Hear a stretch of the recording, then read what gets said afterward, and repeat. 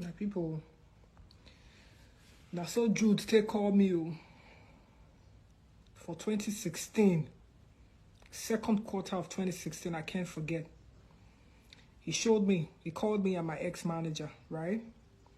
He showed me his account and he said, "You've made 30 million naira." Right? In 2016, he said, "You've made 30 million naira."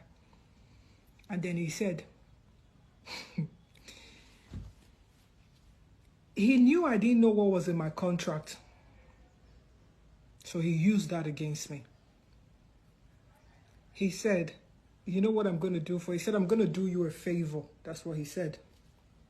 At the time, he sold the car to me for 6 million naira. He gave me 1 million naira for maintenance, which is 7 million naira, right? That was the same car he told everybody that he gave to me. Like say he dashed me the car. He sold it to me for 6 million naira. Look at the year. Then he gave me money to maintain the car, 1 million naira.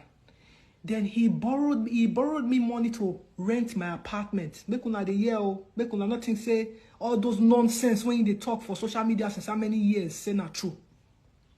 He loaned me money to rent my apartment. I think the rent was about 1.5 million naira or 1.4. Then he gave me some money too for maintenance, like, you know, to buy furniture or whatever it is. I think another 1 million naira. So when this guy told me that, you know, I've made 30 million naira, he said, "I'm going to do you a favor. Listen to me." He said, "You know what I'm going to do? I'm going to split this money between the both of us. I'll split this one, then you cannot start repaying me my money for the investment." Me to say now better thing the guy want to do for me. I said, okay. That was what he did to me in 2016. He splitted the money into two because it's 50-50, right? He splitted the 30 million naira into two. He took 15 million naira for himself. He gave my then manager, because my manager used to collect 15%, I think, from my money. At the time, I can't remember how much my manager used to collect. He gave my manager his cut, her cut. Then he now told me the money I'm owing him. He collect the money for the car, the 7 million naira. He collect money for the apartment and some other miscellaneous money that I had borrowed from him. Bro, at the end of the collection, I didn't have any money left. You know, that was how I started paying again. As of 2016, 30 million naira, according to what my contract states, which I later got to find out. My contract states that once I pay back 50% of the investment, that is when I start getting my 50% as my, you know, as recoup, as my gain, right? Brother, this guy did not spend 60 million naira on me. Do you understand? He has the spreadsheet. He can show the world. Let him show the world how much he spent on me. So even if he had spent 60 million naira on me, which he didn't, 30 million naira would have offset the money. You understand me? 30 million naira would have offset the money. So all I needed to do was start now gaining, right? But no, that wasn't what he did. He tricked me and said, "You know what? I want to do you a favor.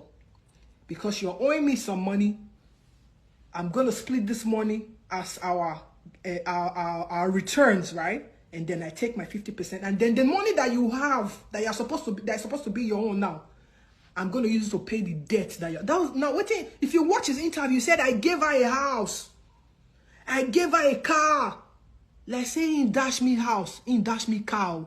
That was the things he said in his interview. He made everybody think I was ungrateful for everything that he did for me.